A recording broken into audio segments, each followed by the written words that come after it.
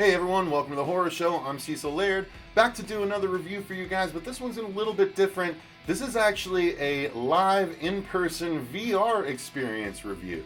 Now, recently this local place called Octane Raceway, which I'll pull up right here, they opened up a couple of years ago, and it's an indoor go-kart racing, which is a lot of fun, by the way.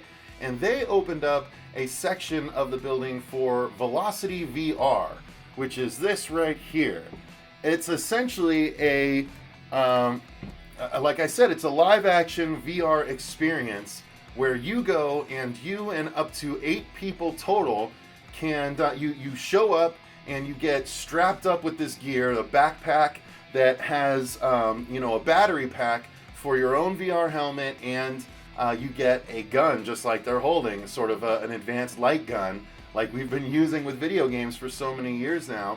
And they set you all up, and so you're not connected to anything because it's all battery powered by your backpack.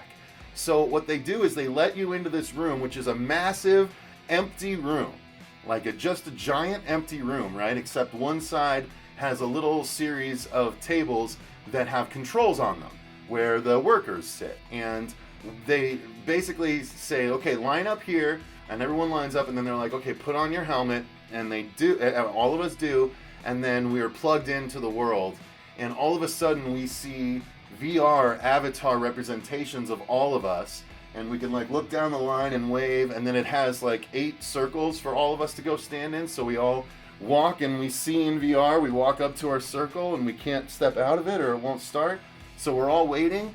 And then essentially what happens is, you guys know, like in the Danger Room in Star Trek, or like in the Matrix when they sort of build the environment around you, that kind of happens, and then the real world sort of appears, and you're in this room, and you all have to go and get on an elevator, which takes you up to rooftops, and suddenly you are in this world where zombies are going to attack you from any direction. In this one level anyway, we started off on a rooftop, and so we're up there, and these zombies start rushing us from all sides, coming up from, the stairwell and the elevator and things like that, various stairwells rather. And so we all have to defend ourselves, defend our group from the onslaught of zombies, and you have a limited workaround because you're a limited area to run around in, because if you step off the edge, you see the edge of the building and you see nothing over the side except, a streetway below. So you, even though logically you're in a big empty room, it still feels like that's the edge, and you want to stay on the building to stay with your group, and people can call for help, and you can run over and help them out and shoot them, shoot the enemies that are getting them down and stuff like that. And then, once you clear an area, then it opens up a new area. From the rooftop, there was actually a helicopter that came flying in, and it hovered right next to the edge of the building that we were standing on. So the thing that I looked over and saw the street below, now the helicopter's there, but every single player, I tell you what, every single player hopped from the building into the helicopter. Even though, again, it was a big empty room, a big empty flat room, we all hopped onto the elevator because it felt so real, like the whole thing, you have the headphones on, you have the eye gear on, and so you're totally immersed. They've built the entire world around you, and you're able to actually walk around free form. And so certain levels, which are, it does amount to a bunch of wave attack based gaming, where you get to a new location, you fend off zombie wave, you get to a new location, you fend off zombie waves. That's kind of how it works, but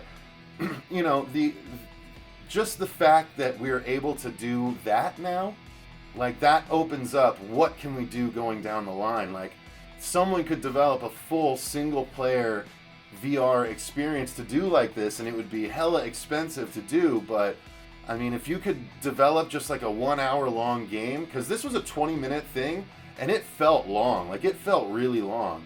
So if you did like a 1 hour long one where you have story and you can explore a little bit and things like that, I think it would be so amazing, and I think it's not long before we're going to get there, if this is proof at all of it. You guys can YouTube the zombie, the Velocity VR videos to see what kind of stuff they do.